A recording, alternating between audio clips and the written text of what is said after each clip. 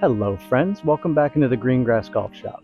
Today I just have a quick tip, but it's one that can certainly help every golfer hit higher, longer, and straighter drives all at the same time. So let's just dive right in. Now, if you're new to the game or if you never knew, one thing to understand is that the driver swing is one of the few full swings that we take that will be different than the rest of our bag. Now, rather than wanting to hit slightly down on the ball, like we do with the irons, woods, hybrids, the design of the modern driver head dictates that we want to do the opposite. We want to hit slightly up on the golf ball. By doing so, you can maximize your launch angle, minimize the spin that you put on the golf ball. High launch, low spin. That's what we're looking for here. Now, these are all relative terms though. Far too often I see an amateur with an 85, 90 mile an hour swing speed, trying to tinker with their gear, spend thousands on new shafts and heads, trying to achieve a spin rate under 2,000 RPMs like the pros are after. That's not even close to ideal for their swing speed. All of these sexy spin rates set an unrealistic expectation for our impressionable young golfers, and they need to be addressed. We need to save our sweet babies from these PGA Tour harlots plastered all over our golf channel, scantily clad, with almost no spin on their balls. It's just not right. It's Barbie all over again. If your swing speed isn't over 120 miles an hour, your ideal spin rate does not start with a 1. I can promise you that. In order to maximize both carry and roll with ball speeds under 180 miles per hour, which is the most you can get out of 120 miles an hour club head speed, you need to get your spin rate between 2,200 RPMs, depending on your launch angles. With that few extra 100 RPM of spin rate, those situations you get into where you need every single inch of your max carry distance are going to have a lot more narrow margin for error. And when we're really trying to shoot more consistently at lower scores, widening that margin for error as often as we can is the best way we can go about that. The pros aren't out there wondering what shot they need to hit to bring themselves as close to the hole as they can. Half the time they're not even aiming for the hole. The most important part of that process for them is not the closest to the hole part, right? It's about the confidence that they have in being able to hit that shot in their sleep. They're looking for the shot that they can hit that will not only bring them closer to the hole, but will also offer them the widest margin for error to get them there as easily as possible. And if you want to be consistently better, you need to be thinking the same way that they do. All right, PSA over, back to the drill. Now, all we need for this is our driver and an alignment rod. There are other things we can use for this drill, even some things that we'll find on the course. I'll touch on that in the end. For now, we'll just start with this. First, I'm just going to get it started in the ground, right? And then I'm going to angle it down just like that. That's where it'll stay.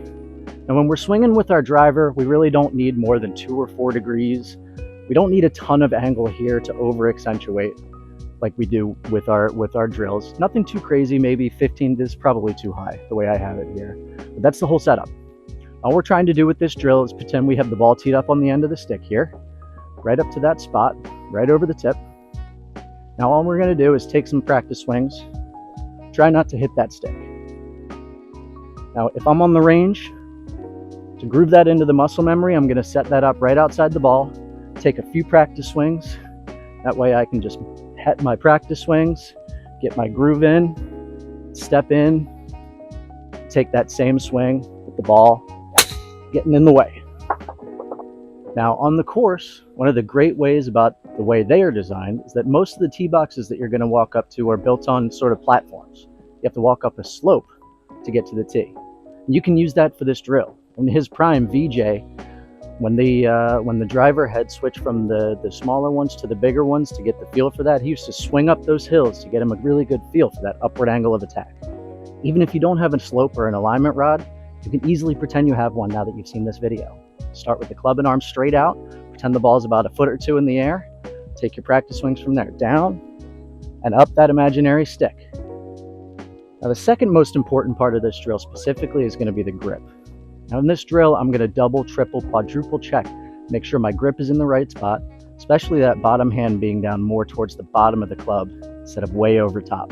For this one, I really want to see those hands release. The biggest thing that I see with people trying this drill for the first time is that you're swinging up like this, right? With the chest coming up, not releasing through the impact zone. And that helps you swing up, sure, but it also leaves the club face pointed way away from your target.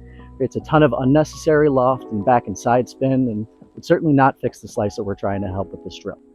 A nice strong grip and the club releasing naturally through the swing, you can hit those high, nasty draws that Rory does in his sleep, really help you keep your ball both in the fairway and maximize your distance at the same time. Thanks so much for watching, everyone. If this video helps, please be sure to leave a like, comment for the algorithm, is something I hear other creators say, and subscribe or follow for all the latest swing videos, tips. Check out our Golf Live link in this video channel description to book your free swing analysis, see if virtual lessons are right for you. Because remember, nobody who can't see your swing can tell you how to improve it. And check out our Green Grass Golf blog over on greengrassgolfshop.com for even more tips and to help you play your best. Most importantly, don't keep us a secret. Leave a comment, share our videos with your friends, help us help more golfers. Thanks again all. We'll see you on the course.